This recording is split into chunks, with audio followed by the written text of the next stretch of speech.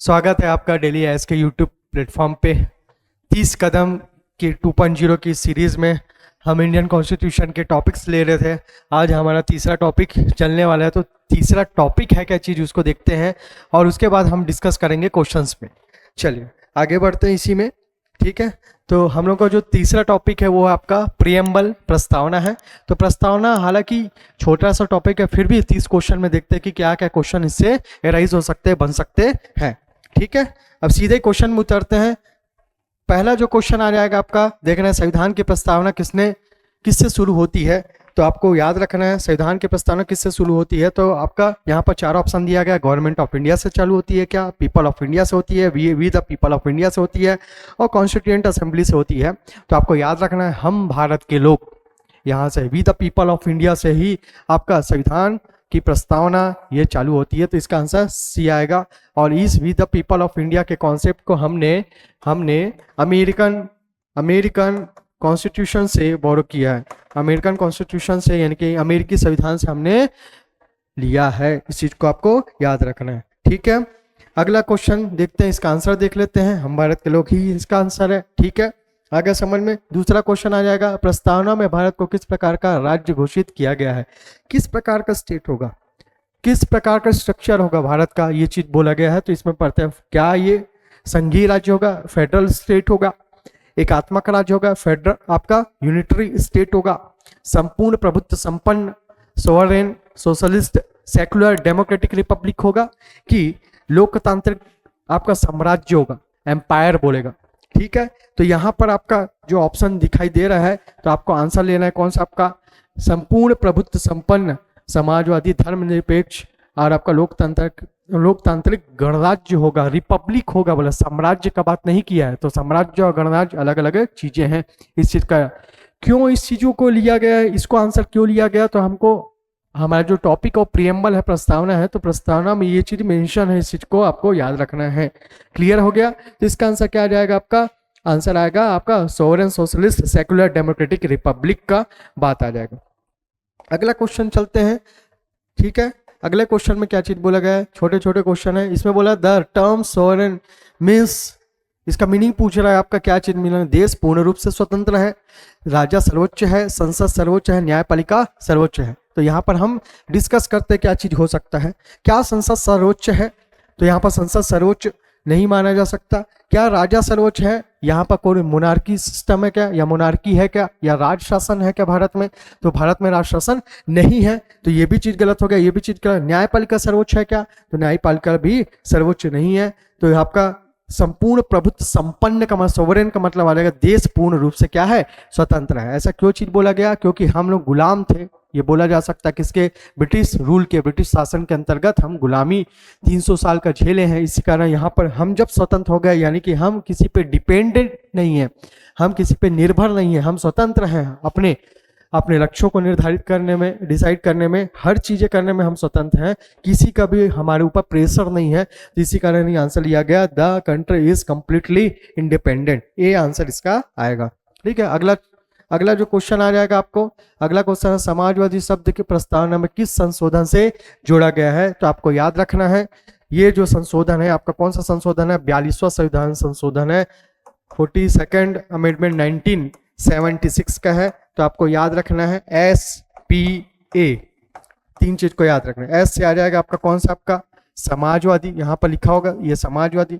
P से आ जाएगा आपका पंथ निरपेक्ष यानी सेकुलर, आ गया समझ में। A से याद रखना अखंडता, A से क्या आ जाएगा आपका अखंडता। ये जो 3 टर्म्स हैं उसको कौन सा संविधान संशोधन से जोड़ा गया, 42वें संविधान संशोधन 1976 से जोड़ा गया है। तो इसका जो आंसर आपका आएगा वो कौन सा आ जाएगा, आपका 42 का आ जाएगा, B आंसर आ जाएगा इसका, ठीक है। अगला क्वेश्चन देखते हैं। अगले क्वेश्चन में क्या चीज बोला गया है, प्रस्तावना के अनुसार भारत किस रूप में स्थापित किया जाएगा।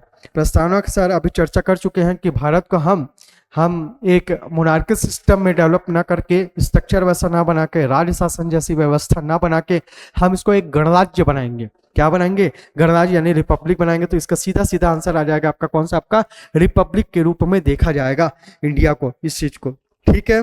अगला जो क्वेश्चन है, अगला क्वेश्चन में डिस्कस करेंगे। तो अगला क्वेश्चन आ जाएगा, छोटा छोटे क्वेश्चन है। अब ये मोस्ट एमपी क्वेश्चन है, ये नया क्वेश्चन, और भी नए क्वेश्चन दिखाई देंगे। तो ऐसा जो क्वेश्चन है बन सकते हैं। तो यहाँ पर याद है, भारतीय संविधान के संबंध में सत्य कथन, the true statement regarding the Indian constitution. क्या क्या चीजें हैं, ये मैटर से इसको पढ़ते जाना है आपको। पहला चीज बोला है, संविधान को हस्तलिखित प्रेम बिहारी नारायण रायजादा ने किया था। क्या ये सही है? तो 1 2 3 4 कहाँ तक का ऑप्शन दिया आपका? 6 ऑप्शन दिया गया। संविधान को हस्तलिखित प्रेम बिहारी नारायण रायजादा ने किया है, तो ये चीज सही है। ये भी याद रखना, संविधान की मूल प्रति में चित्रांकन का काम, एक चीज को याद रखना, ठीक है। इसमें आपका इलस्ट्रेशन का काम का योगदान आपका कृपाल सिंह शेखावत का है, तो ये भी सही है। जमुना सेन संविधान सभा के चित्रांकन दल की हिस्सा थी, तो ये भी सही है, याद रखना। 3 तो ऐसी सही हो रहा है। संविधान की प्रस्तावना का डिजाइन बीओहर राम मनोहर सिन्हा ने किया था, तो ये भी सही है। संविधान की मूल पांडुलिपि को संजाने और अलंकृत करने का कार्य नंदलाल बोस ने किया था, ये भी सही है। सुमित्रा नारायण ने संविधान के कई पृष्ठों का चित्रांकन किया था, तो ये भी सही है। तो ऑल ऑफ द अबव आपका ऑप्शंस आर ट्रू, ये चीज याद रखना है। तो उपरोक्त सभी सत्य हैं, याद रखना है। डी या इसका आंसर आ जाएगा, ठीक है। अगला जो क्वेश्चन आ जाएगा आपको देखते हैं। अगला क्वेश्चन, गणराज्य का मतलब क्या? गणराज्य का मतलब आ जाएगा आपको, क्या राजा राज्य का प्रमुख होगा? तो भारत में तो राज शासन तो नहीं है, मोनार्की सिस्टम है क्या भारत में? नहीं है। तो पहला तो ऑप्शन ऐसे ही गलत हो जाता है, तो पहला ऑप्शन खत्म, ठीक है। जनता राष्ट्र की प्रमुख होगी, तो जनता राष्ट्र की प्रमुख नहीं होगी। जनता की रिस्पॉन्सिबिलिटी जो होती है, जनता का जो दायित्व है वो सरकार के ऊपर रहेगा। कि सरकार का ये दायित्व है कि जनता का क्या करे, कल्याण करे, तो ये भी चीज नहीं होगा, इस चीज को याद रखना है। सेना प्रमुख सर्वोच्च होता है क्या?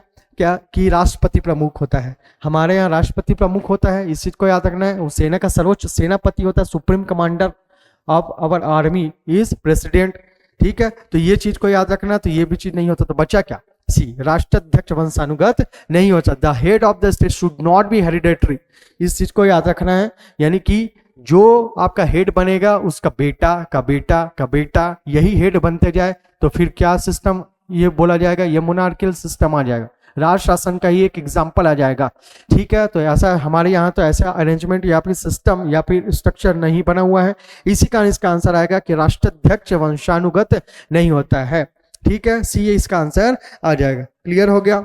अगला क्वेश्चन आ जाएगा।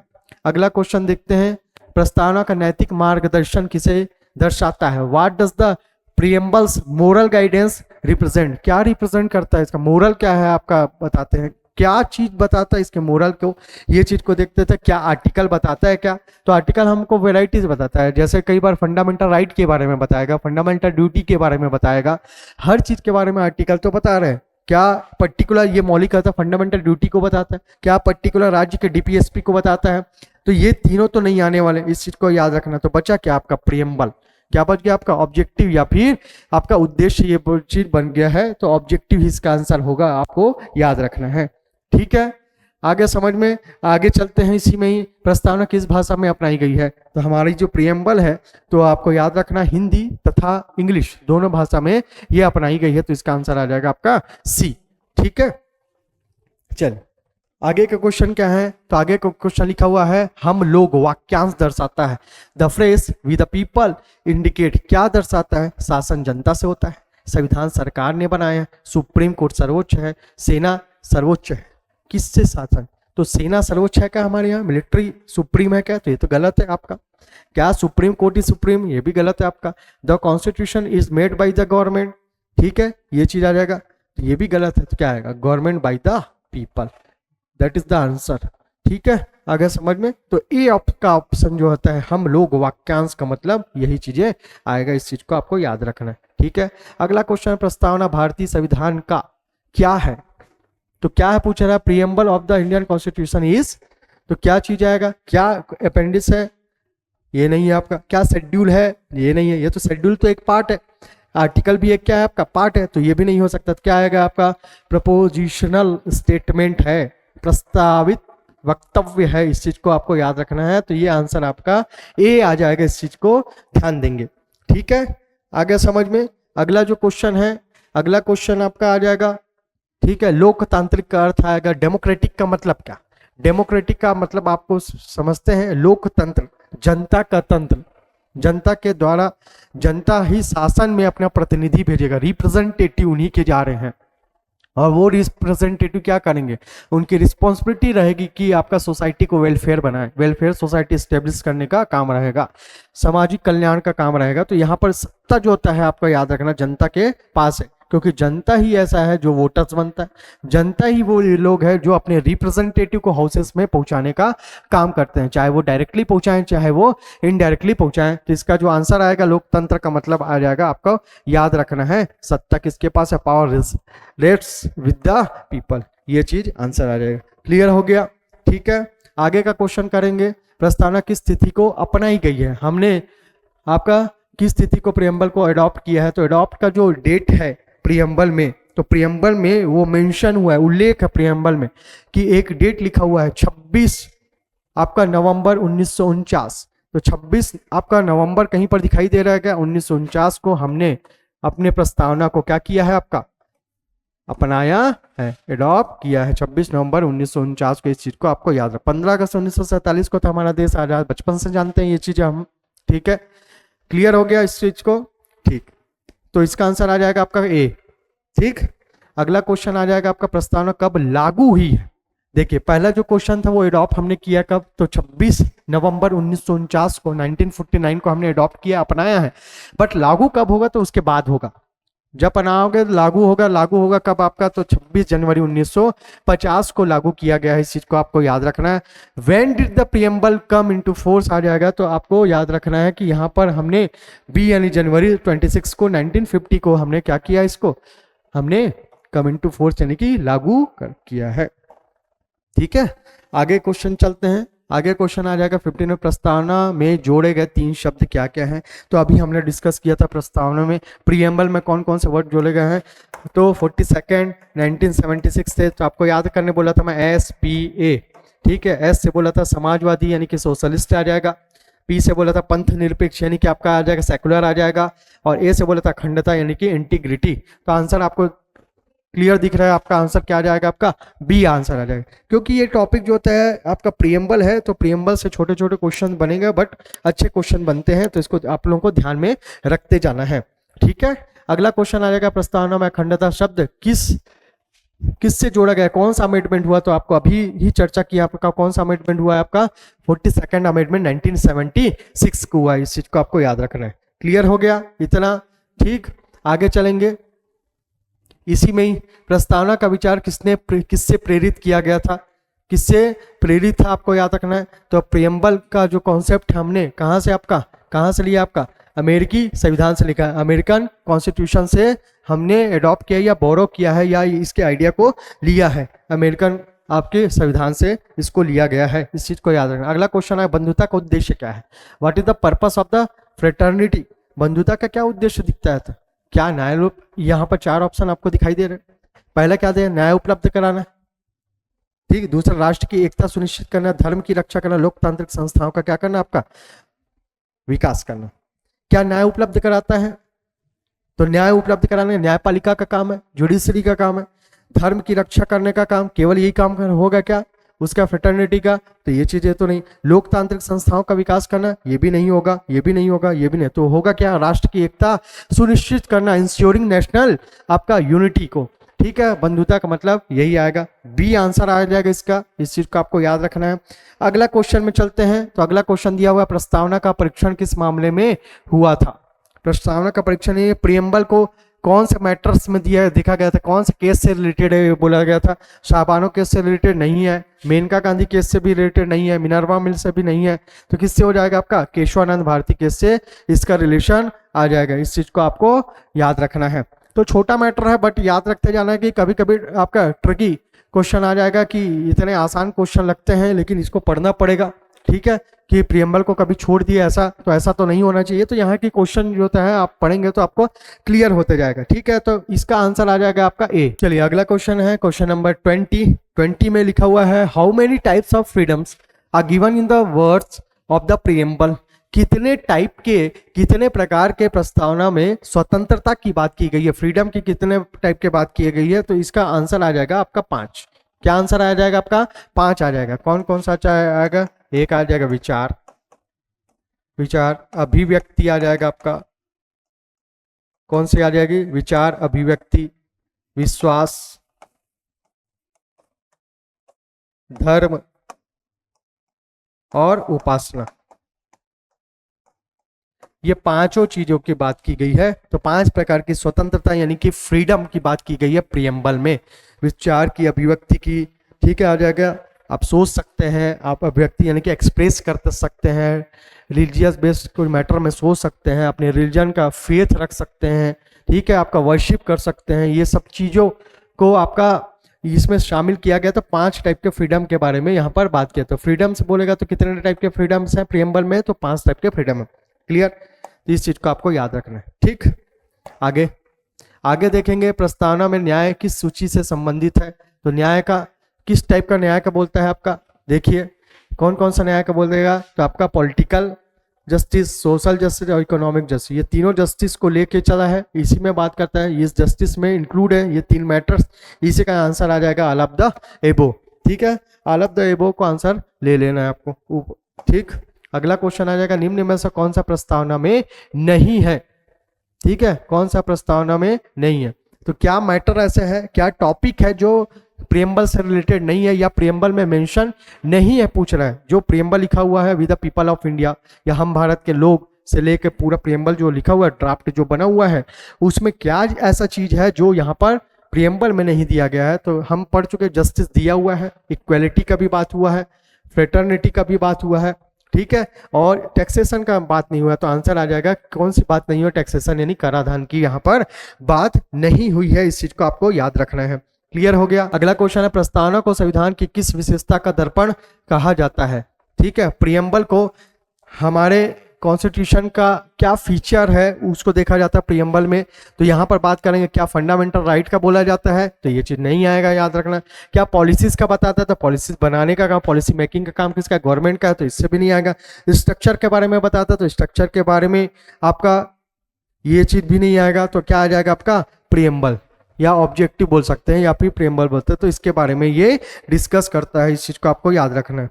क्लियर हो गया। ठीक है, आपका ये क्वेश्चन नंबर 25 हो गया, 23 हो गया। प्रस्तावना किसके द्वारा बनाई गई है, तो किसके द्वारा बनाई गई है, क्या प्रेसिडेंट बनाया था। ठीक है, क्रिएट किए थे प्रियम्बल को, तो प्रेसिडेंट उस समय तो नहीं थे। क्यों, क्योंकि आपको याद रखना है, अगर मैं प्रियम्बल का बात कर रहा हूं, ठीक है, प्रियम्बल का बात किया हूं यानी कि प्रस्तावना का बात किया हूं, तो आपको याद रखना है इसको बनाने के लिए, इसको क्रिएट करने के लिए ऐसा इंस्टीट्यूट या ऑर्गेनाइजेशन चाहिए कि इसके ऊपर ये बुक बनानी है तो इसमें डिस्कशन हो पाए। तो इसमें जब डिस्कशन हो पाए तो हमारे पास कोई ना कोई इंस्टीट्यूट या कोई ना कोई हाउस होना चाहिए या सदन होना चाहिए या आपका एक रूम होना चाहिए जहां पर डिस्कशन किया जाए। तो डिस्कशन करने के बाद ही ये प्रियम्बल प्रिपेयर हो पाएगा। तो प्रिपरेशन के लिए, इसको प्रियम्बल के प्रिपरेशन के लिए या इसका कोई भी स्ट्रक्चर बनाने के लिए हमने जो इंस्टीट्यूट या ऑर्गेनाइजेशन बनाया, संस्था का रूप दिया, उसी को बोला जाता है कॉन्स्टिट्यूएंट असेंबली।